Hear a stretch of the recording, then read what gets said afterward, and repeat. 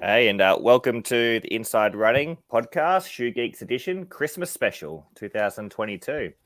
I'm joined It's by my November. co-host. It's still November. This is November edition. Settle down. Is it? Is it? Well, it's December 7 on my my watch through here as well. So Tom is busy. Tom's a busy man. is I he thought as we're just busy going as to you? skip over November, pretend it never happened. Yeah, okay. Well, look, Tom, your hair's looking good, mate. What's going on there? Oh, is it? Thank you. Yeah. I need a haircut, but I've Yeah. just gone for the real short sides, long top. So, Yeah, very good. How's things at Pinnacle? Gone well? Christmas time? yeah, not bad, not bad. I'm at work today. Yeah, it's becoming more of a good routine now here, which is good since the move. And do you enjoy the Sports Medicine Australia conference up in, where was it? I can't remember where it was. It was Gold Coast. It was on the Gold Coast. Yeah, it was good. It was good. I didn't actually get to go to as many see as many talks as I would have liked because I was only there for. I had to cut the trip short just because of work and life and whatever. But it's good to be up there. Good to be with your partner in crime, Clarkey, and went for a few runs with him. Clarkey's first I was conference. supposed to get the ASIC Super Blast, but it got sent to my old work address. So he had his Super Blast, and I took only one shoe. I took the Metaspeed Edge as my jogging session shoe. Why are you shaking your head? Look, I don't know why you only taken one shoe. That makes no sense to me. Hand luggage. I didn't want to check in. And if you're going to take a shoe, you take the safe shoe. Well, to be fair, like I call that a pretty safe super shoe, especially with my pretty neutral mechanics. So fair enough. Look, yeah. I still never had the Edge Plus. I had two Sky Pluses. I never had the Edge Plus. So everyone I does never sort got of it. Okay. raves it's a pretty good training shoe. So yeah. Why did you need Yeah. two Sky Plus? No, I didn't. So what happens? I had one sent through the podcast here, and then Jay Oh. sent me one as well. And so I got a 10 and a 10.5. So we'll get to that later on. But yeah, Tommy, you're back training really well. You're running with Benny. I see you're running with some of the juniors are leading out around the white fence as well. Yeah, it's a couple of old guys with all the kids. Yeah. It's good. Finally getting back to some fitness, which is nice, some consistency, which has led to a bit of fitness. Yeah, good. And I'm finally trying some more shoes because it's been I thought back today just when you were doing this, so thinking about the shoes, and I haven't because I haven't actually done that much running this year. It's probably the least running I've done for like 15 years or something. What's the annual count for your volume this year? I'll look it up. Will you tell us about what shoes you've been wearing then? What's been? All right. So Look, right, there's a cat scratching on the door. Just bear with me on this while you tell the shoe story. the new stuff that I got, I guess we're going to recap the year, aren't we? A little bit. Yeah, briefly? yeah. I think we can even do that. We might do that at the end of December. Sure. Okay. Nitta? The end of December, we'll do a year recap, just because we're still on the November month, I reckon. Okay. All right. I haven't been running anything too exciting. I've been sticking with like the Mizuno Wave Rider Neo 2. A little bit of still. I've just finished off with the Kano Light 3. Tell us about the Neo. Tell us about the Neo. Not many people would know about it, to be honest. So. The Neo was just an offshoot of the standard Wave Rider, and it just had a different upper and a different outsole. I believe it's got it was a Neo Wind, isn't it? Neo Wind. Nah, this is just called Neo 2. I don't think there was any wind or anything. Just a different outsole and a different upper. And the upper, like, if I had my choice, I would have the outsole of the Neo and the upper of the standard Wave Rider. Just because the upper of the Neo was like real funky and it just didn't have the good lockdown because it was like a booty kind of, didn't have a separate tongue. It was all like a booty, which kind of felt nice, but the lockdown wasn't quite there. That was, yeah, so that's, the Kano, yeah, pretty much I need another sort of basic daily trainer to fill in with the depth of my Kano Light, which I will find. Because what I found this morning on the session So I did a track workout this morning, and I normally jog in like those kind of traditional trainers, and then I'll chuck on a super shoe or a spike, and it'll feel fast. And normally if it's a super shoe, which haven't used spikes this year, it's like it feels a lot more fun and bouncy and fast.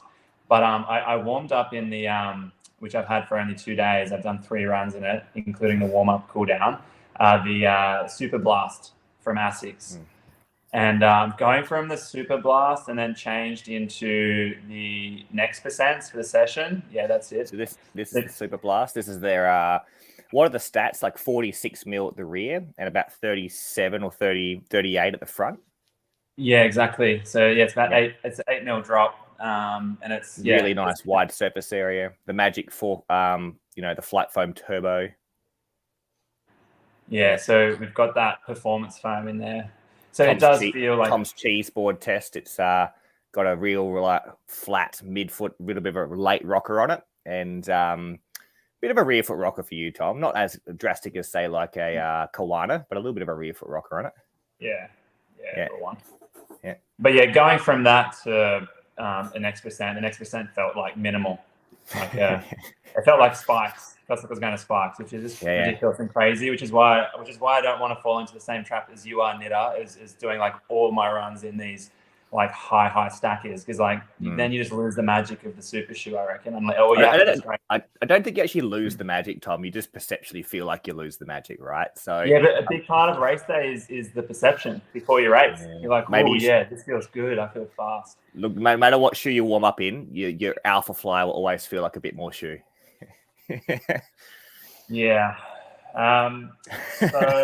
So that Super Blast, how does it compare to a Nike Invincible? Look, it's more responsive, that's for sure. I would say for you, Nitta, I reckon you wouldn't bottom out the forefoot like you would in the Invincible, because the Invincible Zoom X is so soft, you probably just squash it down completely. It does, but look, it's also extremely light. This shoe at size 10, I think it weighs in about 235 to 240 grams, and I'm not sure what the Nova 3 is, but it's almost parallel in weight with the Nova 3. It's really stable. It's the one thing Asics have done this year with even all their fun shoes. The large surface area has been relatively stable. The uppers have been pretty good, Tom, I reckon. I mean, the Nova was a really nice upper, the Nova 3, and I think this is maybe a little bit on the narrower side compared to the Nova 3, a bit less voluminous, but it's still amazing upper. But this shoe is probably, look, I found that when I was hitting more in the midfoot, Clarky agrees as well, it did feel a bit more firm. As soon as I hit the ground more planar grade, I sort of used the late rocker, the foam compresses, and responds really well. This is one of the best daily trainers, but like you said, Julian, it's like eating dessert every day. It's a real fun shoe. I found the Nova 3 being lighter and stuff. If I went for 90 minutes to 2 hours and by the end, the foam wouldn't respond quite as well. It sort of wouldn't come back. This shoe seems to get better during the duration of it. It's almost firm at the start and then it gets better as you get rolling. So I hate running in bitumen, and I reckon I've run more bitumen in the past 4 to 5 weeks simply because I've been wearing the Super Blast. Yeah, it fantastic. Running on the road in that shoe is nice. Like it's nothing hard about running on the road when you're in that shoe. Absolutely, yeah. I don't think it's not available to purchase in Australia. I'm not sure their plans on it. I'm pretty sure we were supposed to get like tiny little allocation for the store, and when I say tiny, I mean like 3 or 4 pairs total. So it's going to be pretty difficult to get. Do you know the cost? It's expensive. Yeah, I heard it's expensive, but I couldn't actually find what it's going to. I can let me get back to you. Yeah. No, really good shoe. I think it's out of all the maximalist shoes, I haven't tried the Prime X or the Boston yet, but compared to the Super Comp, it's just more responsive. I reckon if I'm running a long run where the pace is a bit quicker, this is definitely a better shoe than say the Super Comp from the New Balance, which is more protective in nature. Yeah, I don't know the retail, sorry. Yeah, so I think it comes down to the turbo, like the fact they've put that turbo foam. I think it's at least, so the turbo is that salmon color, and then you got the Flight Foam Blast Plus is the greeny one. And it's mostly that that turbo. That I think that's the reason why it doesn't bottom out, because it's so much more resilient than the Blast Plus stuff. That outer sole looks to be pretty worn already on yours, Nitta. Look, it's heaps of exposed foam. So look, you want to see something that's worn on the outsole? Get a close up of this. This is the Super Comp. Oh yeah. So I've splintered the carbon through here as well, but look, it still functions well. So look, it's so much shoe that you can splinter a bit of the anatomy of the shoe, and it still functions okay. That blue rubber bit, which is protective of the carbon, would have came off. Oh, I don't even know, within 2 or 3 runs just in the trails in the backyard here. So, but yeah, no, it's this year's done, but this year's already done close to 300 Ks, and it's a lot. But the PIBA midsole materials, I'd argue they're a bit more resilient than people were saying. But this shoe feels better than the Nova did at the same time frame. Yeah, that's something we're learning about, isn't it? Durability, I reckon durability wise, it'll be good. Like people won't get to 400K and feel like they got to toss it. It'll be one of those ones, 800K kind of thing, I reckon. Agreed. Yeah. So it's a good one then. We just can't get it. Yeah, it's a shame. I think it's probably been the most fun shoe from Asics this year as a volume, or maybe full stop. I reckon. I don't think I've had a more enjoyable shoe from Asics. Yeah. All right. That's good then. So, Nitta, you've obviously been running in the Super Blast and the Super Comp. We've seen both of them. Yeah. And a bit of Nova Blast as well. Oh, so you do wear shoes under 48 mil now. I do. I got dirt across the road. So look, these look less worn than the Super Blast, but they're definitely more worn. So they've done about 30% less volume, but because I'm hitting the front of the shoe a bit more as well, there's less substance through there. So I'm close to bottoming this shoe out at 200 Ks, but it's okay in the grass.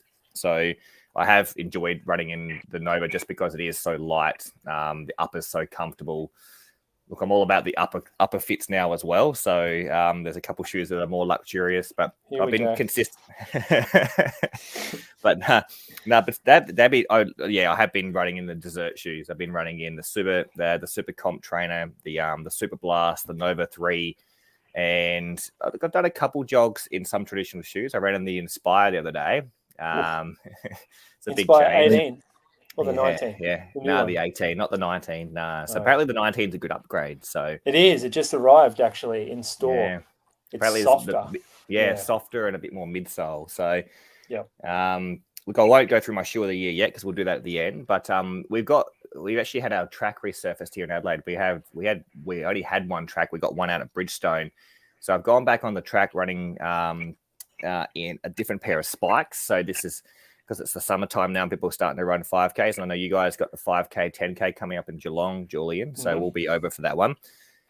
This is probably what I'll wear, I reckon. I think this is the Addy Zero Cadence TYO. Gary, Tom's coach, wouldn't be happy with the Tin Man colors, but it was all that was accessible. Well, this is the Light Strike Pro midsole.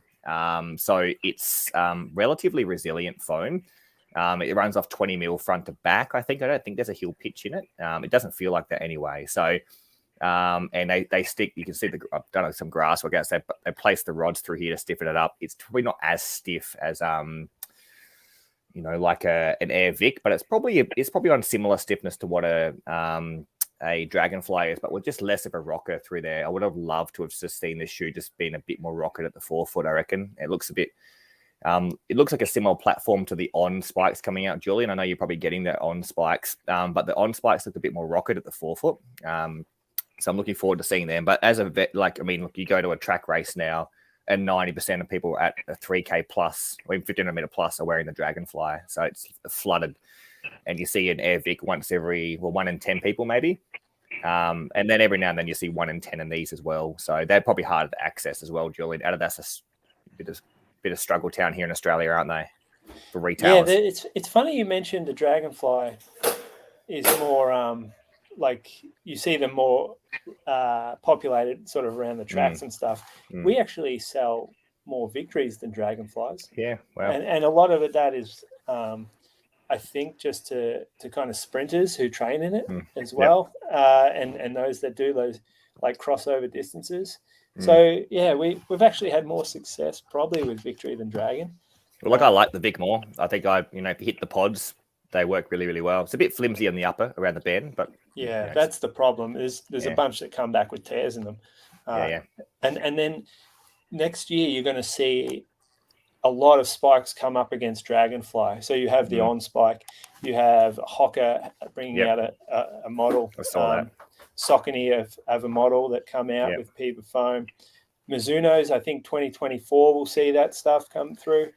And look, I've got a question for you though, Julian. Like a lot of these super shoes have big price tags to them. One thing that Dragonfly does well is that they're cheap. Well, not that cheap, but they are the same price as like a Matumbo was, or like just a traditional Victory. The other companies, I'm assuming they're going to put a higher price tag on their spike. They are, and because they come in such small numbers, they cost more. So they're making less. The cost, the product manufacturing costs them more. They're buying them in less volume, so the cost is more. So it's hard to keep them south of $300. And most will be around that high 200 to low 300 mark. And so Nike being the kind of Goliath that they are, that's how they can do it. They can produce mass stuff like at less cost. And I'm not sure the market's there for people to sustain 4 or 5 super spikes. That's fair. You've been doing 10K tempos in them yet, Tom? What's that? Spikes? You've been doing 10K tempos in your spikes? Not yet. No. There'll be no spikes this year, I don't think. Interesting. There's a bit of research now that it sort of shows maybe spikes on the track give no real advantage over a higher stack shoe. Do you want to discuss that one? Bring it. I'm sure you've deep dived on it. I haven't actually deep dived on it. I only saw the synopsis that came up from LabRap. I just saw that they grabbed a cohort of runners and they run a 3K? Was that right, Tom? They ran was it a 3K? No, 3 minute and 9 minute. A 3 minute, 9 minute. They're in the 9 minute first, didn't they? I don't know. They compared a Dragonfly and a Vaporfly, and they looked at like just distance covered relative to the individual, and they compared amongst the Spike and the Vaporfly. And look, at a track scenario for me, I thought, well, for me personally, if I ran in a Vaporfly or a Dragonfly up to 9 minutes, I don't think there'd be much difference in the end. For 3 minutes, I was a bit surprised to see that the Vaporfly was a bit higher, but it might have been they were sort of associating that, the fatigue of running the 9 minute first and coming back to the 3 minutes, probably where maybe the Vaporfly has its advantage, right? So, and that could be relative to so many factors like body mass. People who have bigger body mass might get more back from the shoe. People who are lighter weight might have, a bit more response with the spike as well. But look, rules are rules though. In America, you can in NCAA, you can wear the super shoes on the cross country course or on the track. But here, it's great if you can wear them. That's great. But if you can't wear them, you're basically looking at it as a training paper, and it makes sense. You can wake up the next day but perform just as well on the day, but be a bit less sore. I still pull up sore wearing the super spikes. There's no doubt about that. Yeah, we can wear them here. We can wear them. Maybe Tom can't wear them at Zatopek, but Nitta, you and I can wear them. Yeah, look, we do, but we if you rock up at a 3K or a 5K or a 10K, or maybe a 10K, you might wear them, but you wouldn't be wearing them over 3K or 5K. Yes, I would. You reckon? Yep. Yes, I would for sure. I would. There's too much damage to be had. There's too much risk to be taken for such little reward for me. Look, you might have better luck on your knee if you wear less shoe, mate. It's true. That is a good point. That's the limiter. Yeah. That's a good. Yeah. I don't know though. I don't like them. I don't like spikes. I like to come down and just sink. That study, what would be interesting is if they did the subject-specific data, just to see how many were because it just averages it all out. But absolutely, if most of them were one way or most of them were the other way, or there was just some that really more so the other way. Yeah, it was quite close in the end. There wasn't much between them really. Yeah, on average. Agreed.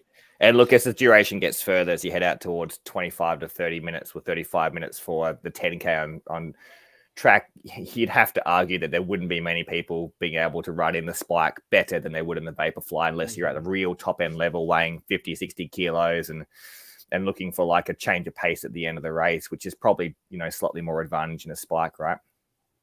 Yeah. Yeah. All right. Good. But that's been my training. I'll go through one other training shoe at the end, but that's my shoe of the year. So we'll wait to the end. Okay. All right. Yep. Well, I've been running in a shoe that we've sort of kind of been a bit cryptic about, but the embargo's off. Mm-hmm. The US team from Mizuno let the cat out of the bag a bit early, and so all of a sudden it's opened up us to be able to chat about it. So we've been calling it the Zebra shoe on the podcast a lot, the main podcast and on this podcast. I think we've talked about it a bit. It's the Mizuno Wave Rebellion Pro. So this I might stick this on the cheese board just because it's a good shoe for the cheese board, Tom. Cheese board it and screenshot it. Look at that. Oh, that's a delight. Like a couple centimeters of touching the ground there. Look at the rear foot rocker on that. Look at the rear foot of it. That is incredible. Nothing like it. Yeah, nothing like it. How it. does it even sit like that? It's extraordinary, isn't it? Look at the surface area. You love this little bit here that just moves so freely. The medial aspect. Look, you're not landing there though. Your foot doesn't hit the deck there. I'd love to know the stats of how high this middle bit is. Like I've measured it. I've measured it. Yeah, I got the calipers out this morning. So I've written it down. It's actually quite insane. I was surprised because I tried to get like center of the heel at the rear foot, and it was on my size 13. It was 42 mil at the rear foot. Compared to the forefoot, it was 38. So despite how it looks, it actually still apparently has a 4 mil drop. But I've got the specs here on it. If you need the specs, I've got them. Yeah, you've got the specs. Read the specs. 39 forefoot. 39 heel. 34.5 forefoot. So they're calling it a 4.5 mil offset. Yeah, 4 mil. So I measured about 4 mil offset. But do you know what I measured it from the that midfoot region where it's at its thickest? Yeah. With the sidewall or without 58? From midsole to insole, I use like the external caliper thing. Yeah. 58. So that makes it a 20 mil drop from midfoot to forefoot. Wait. Feel it. Put your fingers on it. That's 2 centimeters. And look, that's how that drop feels, mate. Like as soon as you hit the midfoot, when you run fast, it doesn't feel low drop. You run fast in this shoe, and it's like, well, my calves feel great. Yeah. The pitch is, like you're saying, so the relative pitch from the midfoot to the forefoot, you're dropping. From the midfoot to the forefoot's 20 mil. Yeah. We're gonna go back. We're gonna rewind a little here and talk about the shoe, and then we can get into the nitty gritties. But this is Mizuno's. I'm going to call it the first legitimate super shoe that Mizuno have made. They had the Wave Rebellion, I think, already, and it struggled in the performance department. That's a generous assessment of it. So this here brings in Mizuno's new foam. So this is Energy Light Plus. There's 2 different foams here. This Mizuno Energy Light Plus is the top layer, and underneath it is Energy Light. Now, we're talking high-performance foam up top and the more stable, kind of rigid foam down the bottom. The plate, carbon-infused wave plate. So they kind of went away from the fiberglass from the Rebellion. And then in the Rebellion Pro, we've got carbon-infused. The outer sole is something Mizuno can do well. These guys know how to make an outer sole. So this is up there with one of the best outer soles I've ever worn. The forefoot are little diamond pieces of rubber, very tacky, and through the back of the shoe, they're oval pieces. So I'm not sure exactly why the difference is. But yeah, underneath the forefoot is just real high traction. And maybe the ovals are a bit softer to land on. So it might just increase softness. It's such a rare foot rocket shoe. We've never seen this before, have we? Really, in anything. Not this aggressive, no way. When I first saw this, I thought no one can wear this. Anyone who's going to slightly land on their rear foot is going to land on the back of a rocker, and it's going to be the harshest experience ever. So we're going to transition all these people into midfoot strikers, even though they're not naturally midfoot striking. The shoe is basically going to totally change their gait. And I'm thinking, what's going to happen to their calves and Achilles in that case? If all of a sudden they're loading the foot and ankle so much more through this forefoot strike. But funnily enough, as Tom may be explaining it, Tom might be the answer, the maestro here. I've actually pulled up with way less calf soreness than what I have wearing the Endorphin Pro from Saucony. So it's been a bit of a surprise to me. I've probably put about 100K into this. I've used it for a mix of tempo workouts, fast workouts on the dirt, as well as a track workout yesterday. It's performed well at all paces for me. Probably the only thing is that it's got a bit of a funky toe box. I've gone up a half size. I could probably go up a full size. I destroyed my toenails initially. Yep. So sizing, this is going to be something you're going to have to put on in store to get right. Like you can't change this one online. Look, you're spot on. I'm 10 US most days, sometimes 10.5, but I could comfortably go to 11 in this if I had to. Just the toenail issues, the one thing at the end. Look, that's better now, but it runs small. So it runs small, and it kind of runs. The big toe gets crushed here. It does. It tapers off pretty quickly. So this particular colorway, I believe, is February drop, Kakazomi ceremony. It's sort of Japanese calligraphy. I think they write down New Year's resolutions. And so this reflects that. It's called the Kakazomi PB colorway. So yeah, there's been a bit of a hype around this shoe. I have pretty much every super shoe sitting in the garage, and I put them all on next to this, and the closest feel that I could get was Alpha Fly. Alpha Fly feels softer. This feels firmer and snappier. Look, what about you, Tom? You've worn it probably a few times as well. How does it function for you? Yeah, pretty good. So I would say compared to what I've worn in the past, it is closest to Alpha Fly. I definitely haven't tried as many super shoes as you, Julian. Or yeah, either is Nitta. But yeah, it surprised me. Like it obviously surprised me with that rear foot. I'm very sensitive to calf Achilles low, but I had the same experience as you, Julian, where I pulled up, no issue at all with my calf or Achilles. And I do assume it's a combination of things, but the landing midfoot with still having such a big pitch from midfoot to forefoot is obviously a factor, as well as the amount of cushion and the rocker, and that all facilitates a little bit less load down around the calf and Achilles with cushion rocker, as well as that pretty crazy midfoot drop. I was just saying before we started recording, I'm probably a bit of an outlier compared to you guys, I guess, and maybe some others. I still gravitate towards some of the other shoes like Vaporfly over this, because I don't seem to be able to run fast in a really high stack shoe on a track. I've only run this on track, so I think I need to use it out on the road, on a harder surface, without bends every 200 meters. That might be a better test for it.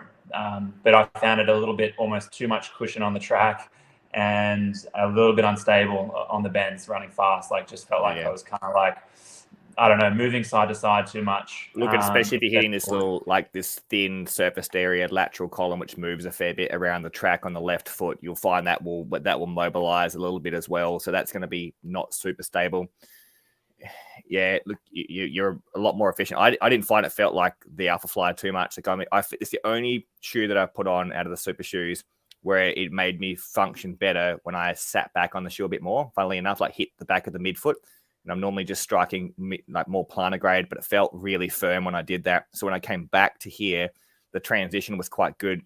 So I did a road workout, and definitely at threshold type paces, it made me want to have a high cadence rate. It made me want to run shorter steps to get back on the foot a bit more. I didn't want to take a long stride. That could also be because the shoe was a bit too small. Longer stride, you sort of jam your toes at the end of the toe box a little bit more. So, but it definitely wanted the transition to the snappiness off the shoe, which, look, if you're maybe a smaller guy, maybe, I'm not sure, with a higher cadence rate, it could be a more efficient shoe. So, but the Alpha Fly makes me want to take less steps, and I prefer that with just the way I run. So I feel like it's a good training shoe. It's still, to me, I know it's not traditional, but sitting back on the shoe and the snappiness of it made me feel, and how light it was, felt more like a traditional flat than what an Alpha Fly did. So, look, I don't know how the function works. Yeah, you are kidding.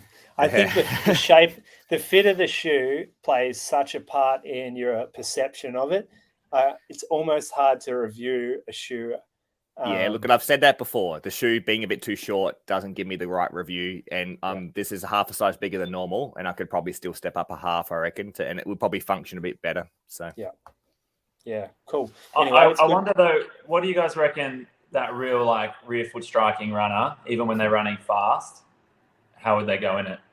Would it just force them on the midfoot, or would they land and just not like that lack of or that aggressive? You'd probably hit a little bit forward from it as well, just because that part of the shoe will probably still enter the ground before you get to the rear foot. So it probably would have to shift someone slightly further forward, no matter what. Yeah, if you I haven't spoken to a really heavy rear foot striker yet about running in this. I think I read a review somewhere that they felt like that did really change how they were running, which is maybe a good thing, maybe a bad thing. So we don't know, like, who knows? But I've even heard some of the changes for the next version of this shoe and what they're doing different. So that'll be interesting as well. They're changing the geometry of the shoe up slightly. Yep. Could this be the start of Mizuno making their comeback? Look, I'm for Mizuno right now because of how much success we've had in store. Rider 26, people adore that shoe, and that is staple shoe territory. If you can get your staple neutral trainer right, then you are onto a good thing. And look, I've found that with patients now as well. Like, you got your traditional Ghosts or 880s, for example. Now the new Riders back in that category as well as an option, and people are going for it. Whereas 2 years ago, that was a pretty tough sell. It was a bit firm, a bit clunky, but now it's back in there. So a couple good things. And look, we got the Sky 5, remember that? And that wasn't a bad shoe either. I actually enjoyed the foam in the Sky 5. Maybe the toe box is a bit narrow. That wasn't about it. But otherwise, that was a really good, top-end mileage running shoe. Yeah, I've seen Sky 7. I feel like they make improvements every time. Yeah, I haven't seen a shoe from them go backwards in a while. Perhaps the Horizon, that I don't like that shoe much. That's probably the shoe that like, well, it doesn't sell well. I can barely wear it. I get a sore foot just even walking around the store in it. It's clunky, but it's a niche category now, that sort of support category, and people still want their shoes to feel normal, like the Inspire 19. I think that'll be good. That just came in the last few days. And do you stock is the Paradox in that same realm as the So that's a bigger, more stable shoe again, isn't it? Yeah, you're starting to get into full brick there. So we don't stock the Paradox. That I don't think you'll see Paradox too much longer in the. Well, maybe you will, but that's a dying category. What about the Neo range, as Tom was saying? Is that sort of a category of shoe that's getting a bit more, the Infinity's become popular now, and the Nike with the upper that's more flimsy, etc. This is sort of where the Neo, is it the Neo Ultra? That's their more maximal shoe. Yeah. And again, this is like, that midsole's not too bad, but even I put that on and my foot hates the upper. Yeah, got it. The knit, they haven't executed it well enough for me to get away with it. I feel like my foot just slides around. Sounds good to me. I love the sliding around upper. Infinity one was, Maybe you would like it. It's probably just not low enough drop for you at the moment. No. It's not. Aren't you an ambassador now anyway? Aren't you an ambassador? Hey, look, just because my favorite shoe of the year was a little bit left of center. Go then. Tell us. You've been trying to look. Everyone knows. Look, and I reckon I've showed it previously as well. So the Ultra range, which their ethos is anatomical fit, and Julie would know more. They've actually got 3 anatomical fits. This is meant to be that slim performance line, and look, it is like narrower than say the Escalante or the what's the big trail shoe you guys sell the most of, the Olympus, but look, it's still a luxury when it comes to performance running, how much space is in the forefoot, just this straighter, not as much curve in the medial part of the big toe. But they do run off a a zero drop. But I don't know, just the position of the rocker for some particular reason being further back and being in the right position, it doesn't feel like an offset of of zero drop. I've put a 9 mil heel pitch in there, and while that sounds like it's dramatic, 9 mils, I normally run off about 14, so it's actually lower than all my shoes that I'm running off. So I love how you've just told us about how good this zero drop shoe is. But look, 9 mil pitch. Look, I still think that's, people getting to ultra probably have to transition a little bit, either by wearing it less or two by sticking a little pitch in the back of it. And I don't think they would mind me saying that, to be honest. Not everyone can go zero drop from years of wearing a bit of a pitch, but this shoe does it well. Like, this is a TPU based foam, and so it's a bit heavier. That's the downside. But look, it doesn't bottom out my long runs. I can run fast because the rocker's there. It weighs about maybe 260, I reckon. So I can tempo in it. So it's a versatile shoe. Look, the outsole is an EVA rubber, so it's really grippy. And I don't know if you've tried the carbon on. I have. Yeah, look, the carbon's not as good at outsole. This is a really nice outsole on the shoe. So when you're on the track, this grips so well. And so that's half the response comes from this EVA rubber on the track. So it is a good track shoe if you're doing longer repeats, even shorter repeat. Well, shorter repeats a bit heavy, but longer repeats is not too bad. So, but this is the sort of shoe you can do a Tom workout where you go out the door and you just run 4-minute Ks straight into 340s and just stay there for 2 hours. And or you get given a workout and you do it halfway through your jog, you just turn it into a workout. This is that sort of shoe, right? Yeah. So that's good. Yeah, so I enjoyed that. That's my shoe of the year, and followed closely by the Super Blast. Good one. Kudos. We like that. Bringing in something different, trying to match the hairstyle. A bit more natural. A bit more natural therapy. Yeah, it's starting to get worrying, isn't it? Ponytail and zero drop. You wear toe spaces too? No, I don't yet, but I probably should. I've got a bunions forming, so that's definitely why I'm at ultra. Yeah. All right. Well, Tom. We'll do your shoe of the year now.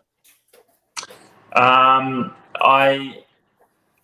just going to go with Nova Blast because I think I love that shoe when it came out version 1, and I think they've brought it back from version 2, which was a bit of a downgrade for me, and they brought it back, and I enjoy it more than version 1. So it's just one of those just fun shoes. Like, you can do a little bit of everything in it. Long runs, fantastic for. You can easy run in it as well. I wouldn't session in it because I've got other shoes to do that, but you could do sessions in it as well. It's light enough. Like, I think it's lighter than even V1 even, and that was already a pretty light shoe. So the cushion to weight ratio in that shoe is up there with some of the best. If I had a little bit more time in the Super Blast, maybe that would go above the Nova Blast from ASICS, but as it is, I haven't run enough in it, and I know the Nova Blast 3 has been good. That'll be that's probably number one pick. It's a good if you grab 100 runners. I mean, not what you see in your shop all the time or what we see in the clinic, but if you grab 100 runners who are relatively experienced, and you're going to say ASICS top mileage running shoe is, you're going to tell them the Nova Blast 3, aren't you? At the moment, that's the shoe you want to get into. You can enjoy the most, more than likely. Look, I know that things are changing next year, but right now, the Nova Blast is the easiest shoe to tell ASICS lovers that this is a shoe that you're going to enjoy and do pretty much anything in it. I don't think it's for ASICS lovers, though. It doesn't feel like other ASICS shoes. This is not someone who's running a Kayano for years and wants a similar feel. Look, I'll rephrase that then. Look, there are a lot of ASICS lovers out there, and it's part of living in Australia and Oceania. It's very popularized. People are asking what's the best shoe out there, and I've got an answer now. It's this is their most most versatile shoe for someone who's been running with more experience, not a high body mass, I reckon. So I wouldn't be saying a Kayano Pursue Nimbus sort of thing as a generic. It's really hard to say, but this is quite easy to say now. It's an easy shoe to say. You won't probably not enjoy this shoe. Yeah, gotcha. The only thing with that one, because I see it clinically, is it's still not like the most stable shoe, just because it's soft foam, high stack, and a relatively narrow base. So people that have a bit less than average, or like a bit further than average, like mechanics, if they pronate a lot, for example, or a high body mass and pronate a lot, they'll crush that foam and the whole shoe will tilt a fair bit. So there's some caution to be had with that shoe, I guess, just with those sort of people and foot. That's why I said maybe the more experienced runner, generally will enjoy the shoe more. All right, my shoe of the year is Saucony Triumph 20. So this is personally my favorite shoe of the year. We've had some shoes come through the store that have performed really well, but this one here, I feel like in that versatile shoe department, Nitta, this one does tick those boxes. So it got lighter. I think it's probably on a similar weight to I reckon we're at like 260 or something here. It went to a Power Run PB.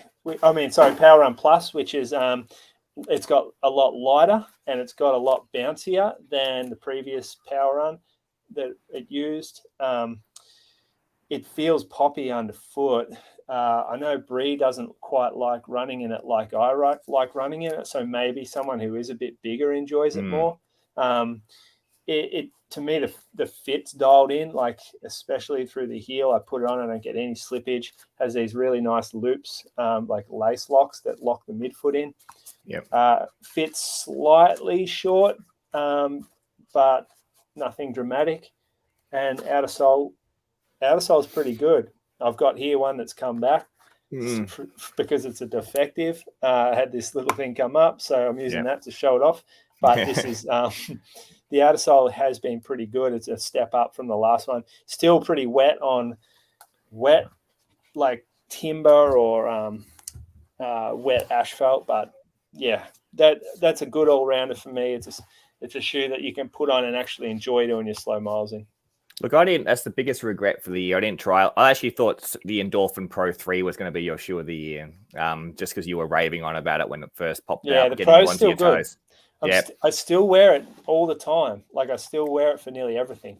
Well, they've done some good stuff, Saucony. Their Speed's been popular. Speed 3, which is one of those versatile shoes. I enjoyed the Speed 3. You enjoyed the Tempest as well, off memory. And the Tempest. I think Tempest was good, like engineering, kind of innovate, like just the way they meshed the EVA with the performance foam with the standard stability type foam. It's good. We need an Adelaide rep for Saucony coming back. I missed a lot of the Saucony in 2022, which is sad. So, but I haven't had a person say, actually maybe one, but I haven't had many suggest that the Triumph 20 wasn't one of the better shoes they wore for the year. So that's a good one, I reckon. Yeah. Cool. What about dog shoe of the year? Tommy, you go first. What shoe did you struggle with or let down? You want to guess what I'm going to go for? Is it going to be the same as mine? No. It's not. Okay. Look, what do you... It's a racing shoe. Alpha Fly 2. I didn't get that shoe. Yeah. The Streak Fly. Oh, Streak Fly. Yeah, okay. Streak Fly. Yep. Obvious reasons it was marketed. There was a lot of hype, 5K, 10K race shoe, and I was I kind of got bundled up in the hype because I got big feet. I'm a bit obsessive with weight of the shoe, so I was like, oh, ZMX in a lighter package, yes please. But yeah, it was just mush. It was just like there was like a little midfoot shank, but there was nothing extending to the forefoot. So there was like heaps of forefoot flexibility. And with the softness and because it's a low stack and there was no plate, that's why I was so flexible. And I would put a next percent on for a road mile over that shoe. Like there's no distance really that I would wear the Streak Fly over a next percent. The concept was good, but I feel like it's not going to be a thing. Like I just don't see performance footwear being low stack ever. It's funny you say that. Like I probably could have done the same sort of thing from Adidas in relation to. I got caught up in the Takumi Sen 8. I thought just be a nicer shoe for track and be a bit snappier, which it probably is a bit snappier. But there's like right now, there's no reason I would wear that shoe over an Adios Pro 3 or an Adios Pro 2 even. So it just didn't work. But the concept was there, and I think you're right. I think people are kidding themselves if we're going back to less shoe. I think we've moved on from that. It's a bit of a relic if you have a traditional shoe. So what's your dud of the year then? Look, it's the Sky Plus from Asics. Yes. Look, I still have used it for training, and I don't know why it doesn't work for me and why it doesn't work for a lot of people. So I didn't have too many issues with the V1. A V1, I just had a smaller size. That was the downside once again. But when I've got the larger size, even the normal size for V2, it's quite firm underfoot. The plate being so high, I just can't compress it enough and get the response. I feel like I'm just, missing the tip at the end of the shoe or something like that. The weight of it and the fit's actually not too bad. Like the upper and things are good. It just was a letdown because it was sort of like, claimed to be a lighter shoe. Had the turbo in, the Piba based midsole, which I think is a good midsole. I reckon if they kept the plate a bit lower in the shoe, shifted the rocker back a little bit. But I reckon that shoe for me personally would function better without the plate, full stop. More like the Super Blast does. I reckon I'd get more out of it. Yeah, it's funny because you see a lot of success at the top level in that shoe. So like I don't run bad, especially. Exactly. I don't run badly and I just don't enjoy it. It doesn't feel nice compared to the other super shoes for some reason. I don't think I'm performing worse in it, but I just wouldn't choose it because it feels like it's working against me or something. I can't quite describe. This is something we agree on, actually. That plate, it's the plate placement, I reckon, is the main thing. It's the height close to the foot. Maybe it's a bit too stiff. I think that's other thing that's not spoken about much is like the thickness and the material of the plate, which is just affecting the stiffness. And like I reckon that makes a massive difference. Like just how stiff the plate is. Yeah. I personally don't like the plates that are so stiff that you can't even bend the shoe. Great. Unless it's the Rebellion Pro, which has a crazy geometry to totally negate the need for any flexibility. But that's probably the reason why I like the which is like by many accounts is not a great super shoe, but the Rocket X from Hoka, the carbon plate in that is like 1 mil. It's like 1 mil thick, and it's almost like the plate in the Speed, where it's so flexible that it doesn't even feel like a carbon plate. And I think just some people will gravitate better, will just do better in a less stiff shoe than others. Absolutely. What about you, Julian? What's your dud? Well, I've kind of got two. One of them, the Brooks Caldera 5 or 6, sorry, that came out, and I had so much high hope for that shoe. Had their new nitrogen injected midsole, highest. I remember talking about this on the pod. You're very excited talking about it. Yeah. So after you run in the shoe, I'm like, there's not enough toe spring for this stiffness here. So when you've got so much stiffness, you need more rocker, and I didn't feel like it gave me that at all. Or you need to decouple the midsole like they did on that the Aurora concept type shoe. Like that, for some reason, that slightly functioned a bit better for me. But I've heard the same with the Glycerin, the new Glycerin. So new Glycerin's I haven't run in the new Glycerin, so I'll stay away from that. But the Caldera just it's so narrow, and it has this really hard toe cap. So it used to kill my foot. It also has these rails that were designed to sort of stabilize the foot on trail, but what ended up happening is your foot rests on a rail and creates pressure. So, I use it as a dog walking shoe now. It works okay for that, but that was disappointing. And the other was this. This was Pegasus Turbo 2. So this Pegasus Turbo 1 and 2. Oh, this is Peg Turbo Next Nature. Peg Turbo 1 and 2 have a cult following, and we still have people come back ask about them. This has tried to replace it. It uses these sort of recycled Zoom X foam, so it's like offcuts that are all sort of put together. It's a lot firmer of a midsole than a traditional Zoom X shoe. It actually develops a bit more comfort and flex over time. So I've grown into liking it as a work shoe. But I just never feel myself being able to run in it. The Next Nature means sustainability piece, so it's hugely sustainable shoe. It's just I wouldn't have called it a Peg Turbo. That's all. And I think people will find that if they're searching for the first Peg Turbo, they're not going to find results here. What's the feedback? Have you sold many of those? Are people not happy with because they thought it was going to be closer to V1 or 2? No, we've sold them to a lot of casual wearers wear this shoe. So it's a lifestyle shoe for us. Yeah. Because it looks cool. It makes me look cool. Yeah. Look at it. Yeah. It's got that upper is the New Balance Rebellion V1.